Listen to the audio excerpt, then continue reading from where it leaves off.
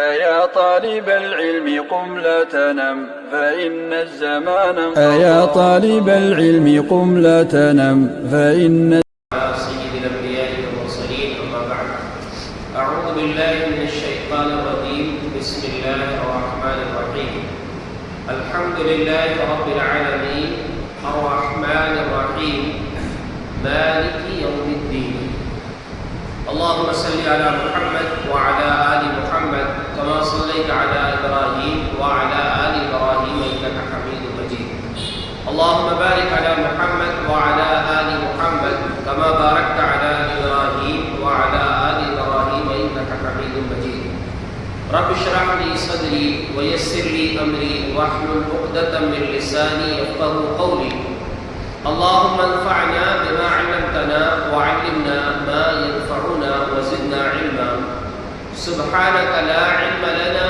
إلا ما علمتنا إنك أنت العليم الحكيم. گزشتہ درس میں الرحمن الرحیم سورہ فاتحہ کی اس سورت کے حوالے سے کچھ باتیں آپ کے سامنے پیش کی گئی. اللہ رب العالمین کی ربوبیت اس کی رحمت کا ایک حصہ ہے. وہ اللہ جو اس پوری کائنات کی پرورش کر رہا ہے، پال رہا ہے، اور جسمانی پرورش بھی اللہ انسانوں کی اور دیگر مخلوقات کی کرتا ہے. ساتھ ہی ساتھ اللہ نے روحانی پرورش کا انتظام بھی فرمایا ہے. اور یہ اللہ رب العالمین کی ربوبیت اللہ تبارک و تعالیٰ کی رحمت کا ایک حصہ ہے. اس کی رحمت کی بنیاد پر ہی اللہ رب العالمین کی مخلوقات کو اللہ تبارک و تعالیٰ کی رحمتیں، اللہ رب العالمین کی نعمتیں میسر ہیں. اللہ تبارک و تعالیٰ نے انسان کو پیدا کیا، اس کی ضروریات کو پورا کر رہا ہے. اس کی رحمت کے مظاہر پوری کائنات میں جھلک رہے ہیں. اب یہ سب کچھ اللہ رب العالمین نے انتظام کیا ہے تو ظاہر سی بات ہے اس کا نتیجہ بھی ہونا چاہیے. تو اس نتیجے کو اس کے بعد والی آیت میں اللہ رب العالمین نے بیان کیا ہے. اور جیسا کہ گزشتہ درس میں آپ کے سامنے ایک حدیث پیش کی گئی تھی رحمت کے حوالے سے کہ اللہ رب العزت بے انتہا رحم کرنے والا اور مہربان ہے. اس نے اپنی دو صفت جو رحمت سے مشتق ہے دونوں کو ایک ساتھ ذکر کیا ہے، جس سے اللہ رب العالمین کی بہت بڑی اور بہت کشادہ رحمت کا اظہار ہوتا ہے. اللہ رب العالمین کی اس رحمت کی صفت کے بیان کرنے کے بعد اللہ تبارک و تعالیٰ نے اپنی چوتھی صفت کو بیان کیا ہے، وہ ہے مالک یوم الدین. کیا مطلب اس کا؟ وہ فیصلے کے دن کا مالک ہے. اللہ رب العالمین فیصلے کے دن کا مالک ہے. تو مالک ایک قرأت ہے مالک اور دوسری قرأت ہے ملک، یعنی مالک یوم الدین بھی پڑھتے ہیں جیسا کہ مشہور قرأت ہے، لیکن ملک یوم الدین بھی نبی صلی اللہ علیہ وسلم نے اس کو پڑھا ہے.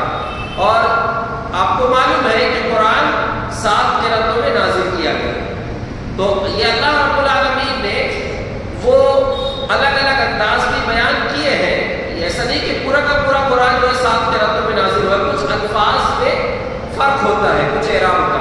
یہاں پر جو یہ مشہور ترین قرأت ہے مالک یوم الدین، اس کے علاوہ ملک یوم الدین بھی پڑھ سکتے ہیں. مالک اور ملک میں فرق کیا ہے؟ مالک اصل میں مالک ہونا یا مالک جو ہے یہ ملک سے بنا ہے، ملک سے بنا ہے. اللہ رب العالمین پوری کائنات کا مالک تو ہے، ساتھ میں اللہ رب العالمین اس کا بادشاہ بھی ہے. ملک یہ ملک سے بنا ہے، بادشاہ کے معنی میں. تو اللہ رب العالمین فیصلے کے دن کا مالک ہے. تو اس کا کیا مطلب کہ ابھی کا مالک نہیں ہے اللہ، ابھی دنیا کا مالک نہیں ہے، ابھی کا مالک بھی ہے. ابھی پوری کائنات کا مالک اللہ ہی ہے، لیکن خاص طور سے قیامت کے دن کی ملکیت اور اس دن کی بادشاہت کا ذکر کیوں کیا گیا ہے کہ وہ قیامت کے دن کا فیصلے کے دن کا مالک ہے. تو اس کی وجہ یہ ہے کہ دنیا میں عارضی طور پر کچھ چیزوں کے مالک بہت سارے لوگ ہیں. ابھی انسانوں کے پاس زمین کی، گھر کی ملکیت ہے، یا کچھ بہت سارے لوگ ایسے جو ایک ملک کے بادشاہ ہیں. دنیا میں مختلف ممالک ہیں، وہاں کے حکمراں ہیں، بادشاہ ہیں، اور عام انسان بھی کچھ چیزوں کا مالک ہے. لیکن قیامت کے دن یہ ساری ملکیتیں ختم ہو جائیں گی. سارے کے سارے بادشاہ اپنی بادشاہت کھو چکے ہوں گے. اسی لیے حدیث میں ہے، نبی اکرم صلی اللہ علیہ وسلم نے فرمایا قیامت کے دن اللہ رب العالمین ایک اعلان کرے گا، انا الملک انا الدیان، میں بادشاہ ہوں، میں بدلہ دینے والا ہوں. این ملوک الارض، کہاں ہے زمین کے بادشاہ؟ ایک روایت میں لمن الملک اليوم، قیامت کے دن اللہ رب العالمین اعلان کرے گا، سوال کرے گا آج بادشاہت کس کی ہے؟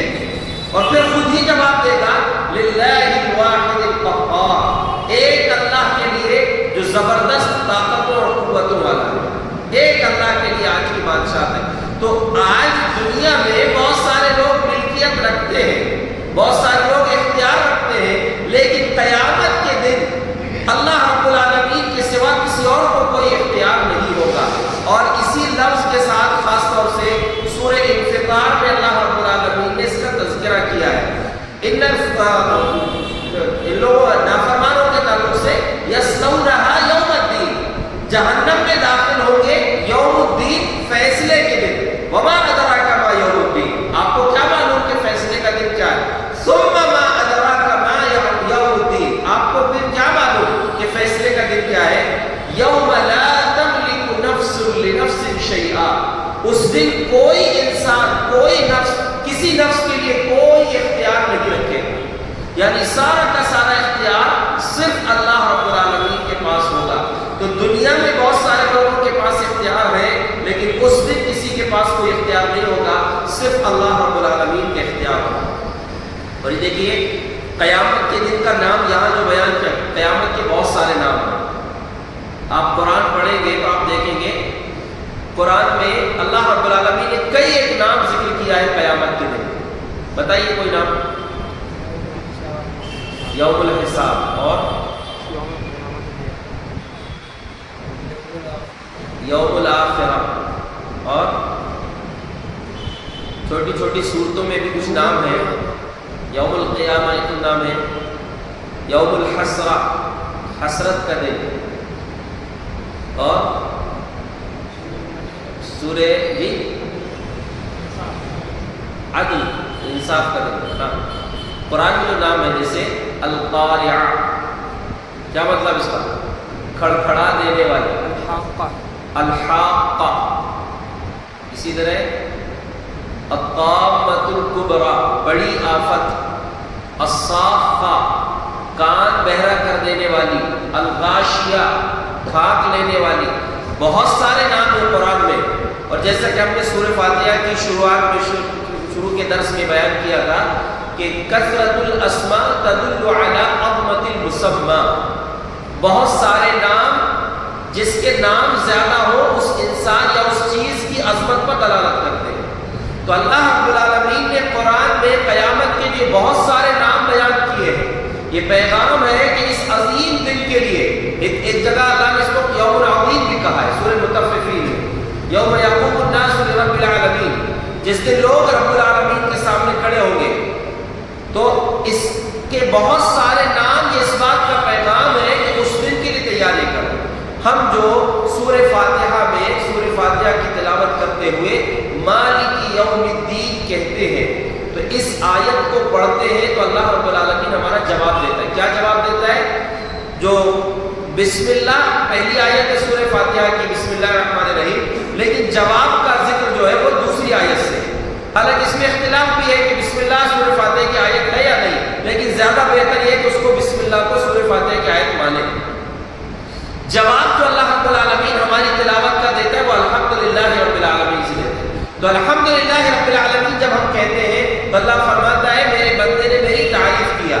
جب انسان کہتا ہے الرحمن الرحیم تو اللہ فرماتا ہے اثنى علی عبدی، میرے بندے نے میری ثنا بیان کی. کہتا ہے انسان نماز کی حالت میں تو اللہ فرماتا ہے مجدنی عبدی، میرے بندے نے میری بزرگی بیان کیا ہے. یا ایک روایت میں فوض الی عبدی، میرے بندے نے اپنے معاملات کو میرے حوالے کر دیا ہے. تو ہم اللہ رب العالمین کے سامنے کھڑے ہو کر جو مالک یوم الدین کہتے ہیں، یہ کوئی عام چیز نہیں ہے. ہم اقرار کرتے ہیں کہ اللہ رب العالمین فیصلے کے دن کا مالک ہے. اور دین کے معنی جو ہے یوم الدین، دین کے معنی ہوتے ہیں جزا و سزا. قیامت کے دن جو جزا اور سزا ملے گی، یعنی نیکیوں کی جزا بدلہ ملے گا اور برائیوں کی سزا جو ملے گی وہ انصاف کے ساتھ ملے گی، اور وہاں کسی پر کوئی ظلم نہیں ہوگا. اسی لیے وہ حدیث جو ہم نے گزشتہ درس میں بیان کیا تھا کہ اللہ رب العالمین نے رحمت کو پیدا کیا. ایک تو اللہ کی صفت رحمت ہے اور ایک اللہ کی مخلوق بھی ہے رحمت. تو اللہ نے جو اپنی رحمت کی اپنی مخلوق یعنی رحمت کو جو پیدا کیا ہے، اس کے کتنے حصے کیا تھا؟ 100 حصے کیا. 100 میں سے کتنے حصے اللہ نے دنیا میں بھیجا ہے؟ ایک حصہ دنیا میں بھیجا ہے. اسی ایک حصے کے نتیجے میں ساری مخلوقات آپس میں ایک دوسرے پر رحم کرتی ہے. کتنے حصے اللہ کے پاس بچے ہیں؟ 99 حصے ہیں. اور ان 99 حصوں کے ساتھ قیامت کے دن اللہ رب العالمین بندوں کے بیچ میں فیصلہ کرے گا. تو جو اتنا رحیم ہوگا، تو سوچئے اللہ کے پاس تو ایک رائی کے دانے کے برابر بھی نیکی اور ایمان ہوگا، تو اللہ تبارک و تعالیٰ اس پر بھی ظلم نہیں کرے گا، اس کا بھی بدلہ انسان کو دے گا. بس شرط یہ ہے کہ انسان کے پاس توحید ہونا چاہیے، ایمان اس کا مضبوط ہونا چاہیے. تو مالک یوم الدین، دیکھیے یہ جملہ کہتے ہوئے، یہ آیت پڑھتے ہوئے ہمیں اس بات کا بھی احساس رکھنا ہے کہ مالک یوم الدین جو اللہ رب العالمین فیصلے کے دن کا مالک ہے، ایک دن ایسا آئے گا جس میں اللہ کے سامنے حاضر ہونا ہے اور ہمارے اعمال کا اچھائی یا برائی جو بھی ہمارے پاس ہے ان کا فیصلہ ہوگا. دیکھیے ایک چیز ہوگی، جزا اور سزا کا ایک معاملہ یہ ہوگا کہ انسانوں کے اعمال نامے وہاں پیش کیے جائیں گے. ہر انسان کے نامہ اعمال جو تیار ہو رہا ہے وہ قیامت کے دن پیش ہوں گے. اسی طریقے سے انسانوں کے اعمال کی گنتی ہوگی، اور یہ مرحلہ جو ہے اس میں بہت سے لوگ تو فیل بھی ہوں گے، لیکن بہت سارے لوگ اس میں پاس ہو جائیں گے. کیسا گنتی کا مطلب کیا ہے؟ مثال کے طور پر ایک انسان کی زندگی 60 سال کی، تو اللہ رب العالمین بتائے گا کہ اس کی 60 سال میں کتنی نمازیں بنتی ہیں. دیکھو اس کی نمازیں اتنی ہوئی کہ 60 سال کی نمازیں جو ایک دن کی 5 نمازیں ہیں وہ پوری 60 سال کے برابر ہے کہ نہیں؟ اگر یہ مالدار تھا تو اتنا مال تھا، اس کی ہر سال اتنی زکات نکلنا تھا، اس نے دیا تھا کہ نہیں؟ ٹھیک ہے، برابر ہے. مالدار کا صاحب ایسے حج کیا کہ نہیں؟ یا اس کی جو بھی نیکیاں اس کی زندگی کے حساب سے اس کی گنتی ہوگی، تو گنتی میں بہت سارے لوگ پاس ہو جائیں گے. لیکن اس کے بعد جب میزان لگے گا، اللہ رب العالمین جب اعمال کو تولے گا، تو اعمال کے تولے جانے میں بہت سارے لوگ جو یہاں گنتی میں پاس ہو گئے تھے وہاں فیل ہو جائیں گے. کیونکہ انسانوں کے اعمال کا وزن جو ہوگا اس کا اعتبار انسان کے اخلاص، اس کی ایمان کی بنیاد پر اور اتباع سنت کی بنیاد پر. انسان کو جو اعمال انسان کے پاس جمع ہے، ان کا جو وزن ہوگا قیامت کے دن، وہ ترازو جو لگایا جائے گا، بھائی دنیا کا ترازو ہے، کوئی چیز رکھ دی جائے ظاہری طور پر، تو اس کا ظاہری وزن جو ہے اس کو رکھے گا، اس کو بیان کرے گا وہ ترازو. لیکن اللہ رب العالمین جو میزان، جو ترازو قائم کرے گا، اس ترازو کی خوبی یہ ہے کہ اس کے اندر انسان کی کوالٹی تولی جائے گی، اس کے اخلاص کی، اس کے اتباع سنت کی کوالٹی تولی جائے گی. اس لیے اللہ کے نبی صلی اللہ علیہ وسلم کا فرمان ہے، رب سمین یوم القیامہ، قیامت کے دن بہت سارے ایسے بڑے موٹے تازے لوگ آئیں گے، لا یزین عند اللہ جناح بعوضہ، لیکن اللہ کے پاس ان کا وزن ایک مچھر کے پر کے برابر ملے گا. بظاہر بڑے موٹے تازے دکھیں گے، لیکن ان کے اندر عمل کے اندر وہ کوالٹی نہیں ہوگی، ان کے اندر عمل کے اندر وہ اخلاص نہیں ہوگا، اتباع سنت نہیں ہوگی. تو اس بنیاد پر وہ موٹے تازے لوگ بھی مچھر کے پر کی طرح ہو جائیں گے. وہی ایک انسان بظاہر دبلا پتلا ہوگا، لیکن اس کے اندر وہ خوبی ہوگی، جو میزان، جو ترازو لگا ہوگا وہ اس کو دیکھ لے گا. آج جو انسان مثال کے طور پر انسان وہ کام کر لے رہا ہے کہ ایسے کام جو قیامت کے دن اس میں کوئی تعجب باقی نہیں بچا. آج انسان کے جسم میں کالا لگا کر اس کے بخار کی گنتی کر لی جاتی ہے. انسان کے جسم کی ایک بوند نکال کر اس کی بیماری کا پتہ لگا لیا جاتا ہے خون کی. انسان کے جسم سے تھوڑا سا خون نکال کر جسم کے اندر کتنا خون ہے، مناسب مقدار میں ہے کہ نہیں، وہ پتہ کر لیا جاتا ہے. اللہ رب العالمین جو قیامت کے دن میزان لگائے گا، جو ترازو لگائے گا، اس ترازو کے اندر یہ خوبی ہوگی کہ انسان کے اعمال میں اگر واقعی وہ کوالٹی ہوگی تو اس کی گنتی کرے گا، اس کا وزن کرے گا، ورنہ ویسے ہی ریجیکٹ کر دے گا وہ ترازو. تو دبلے پتلے انسان بھی وہاں بڑے وزنی ہو جائیں گے. ایک مرتبہ نبی صلی اللہ علیہ وسلم صحابہ اکرام کے ساتھ کہیں موجود تھے، تو عبداللہ بن مسعود رضی اللہ عنہ پیلو کے درخت پہ چڑھے مسواک توڑنے کے لیے. تو ان کی پنڈلی سے کپڑا ہٹ گیا، تو پنڈلی نظر آنے لگی، تو پتلی پتلی پنڈلی تھی ان کی. تو صحابہ اکرام دیکھ کر ہنسنے لگے ان کی پنڈلیوں کو. تو آپ صلی اللہ علیہ وسلم نے فرمایا کہ عبداللہ کی پنڈلی کو دیکھ کے ہنسو مت. لہما اثقلان فی المیزان من احد. یہ عبداللہ کی پتلی پتلی پنڈلیاں صحیح، لیکن قیامت کے دن میزان پر یہ احد پہاڑ سے زیادہ بھاری ہو. احد پہاڑ کتنا بڑا پہاڑ ہے، جس کا رقبہ تقریباً 3.5 کلومیٹر چوڑا ہے اور 7 کلومیٹر لمبا ہے، اور پھر اونچائی الگ اس کی، یعنی اتنا بڑا پہاڑ، اس کا وزن کیا ہوگا. آپ نے حدیث سنا ہوگا کہ نبی صلی اللہ علیہ وسلم نے فرمایا من تصدق بعدل تمرۃ من کسب طیب. جس شخص نے کھجور کے ٹکڑے کے برابر صدقہ کیا، کیسا؟ حلال کمائی میں سے، سچے دل کے ساتھ ایک کھجور کا ٹکڑا صدقہ کیا، تو اللہ تبارک و تعالیٰ اس کو قبول کر لیتا ہے. یقبل اللہ بیمینہ، اپنے دائیں ہاتھ سے اللہ قبول کر لیتا. ثم یربیھا لصاحبھا، پھر اس کھجور کے ٹکڑے کی پرورش کرتا ہے اس صدقہ دینے والے کے لیے. کما یربی احدکم فلوہ، جیسے تم میں سے کوئی آدمی اپنے جانور کے بچے کی پرورش کرتا ہے. حتی تکون یوم القیامۃ مثل الجبل، یہاں تک کہ قیامت کے دن وہ کھجور کا ٹکڑا ایک پہاڑ کے برابر ہو جائے. صدقہ کتنا کیے؟ کھجور کے برابر. کتنا ہو جائے گا؟ پہاڑ. اب پہاڑ کی کوئی مقدار نہیں، وہ پہلی حدیث جو آپ نے سنا اس میں تو ایک بہت پہاڑ ایک مقدار بتائی گئی، لیکن اس میں اگر آپ کے اخلاص کی بنیاد پر اس کی پرورش ہوگی تو وہ جتنا زیادہ آپ کا اخلاص ہوگا اتنے بڑے پہاڑ کے جیسے وہ ہو جائے گا. تو قیامت کے دن کا جو معاملہ اللہ نے یہاں ذکر کیا ہے کہ قیامت کا دن فیصلے کا دن ہے، جزا و سزا کا دن ہے، بدلے کا دن ہے. تو وہ بدلے کا دن اللہ رب العالمین پورے انصاف کے ساتھ انسانوں کو بدلہ دے گا. جس کے عمل کے اندر جتنی کوالٹی ہوگی، اخلاص ہوگا، جتنی للہیت اور جتنا اتباع سنت کا جذبہ ہوگا، اس اعتبار سے اس کے اعمال کا بدلہ اس کو ملے گا. تو ہر انسان کو کوشش کرنا چاہیے. دیکھیے، دین کے معنی جزا و سزا، دین کے معنی قانون بھی ہوتے ہیں. دین وہ چیز جو اللہ نے شریعت ہم کو عطا کیا ہے. اس میں ایک سبق یہ بھی ہے کہ اس فیصلے اور جزا و سزا کے دن میں کامیاب ہونا ہے تو اپنے آپ کو اس دین کے حوالے کر دو، اس قانون کے حوالے کر دو جو اللہ رب العالمین نے آپ کو دیا ہے. جو دین صحیح اور دین قیم اللہ رب العالمین نے ہم کو عطا کیا ہے، اس دین کی روشنی میں اپنی زندگی کو گزارو. تو اگر وہ فیصلہ دین کے مطابق آپ کی زندگی گزرے گی تو قیامت کے دن فیصلہ بھی آپ کے حق میں بہتر ہوگا. تو خلاصہ کلام یہ ہے کہ مالک یوم الدین جب ہم کہتے ہیں نماز کی حالت میں اللہ کے سامنے کھڑے ہو کر، تو اللہ رب العالمین ہماری اس آیت کا جواب بھی دیتا ہے. اس لیے بہت جلدی میں بھی ہو کہ اطمینان سے نماز پڑھا اور نماز سے سکون حاصل کریں. کسی نے اچھی بات کہا ہے کہ جن لوگوں کو نماز سے سکون نہیں ملتا، نماز پڑھنے سے ان کو چاہیے کہ سکون سے نماز پڑھیں.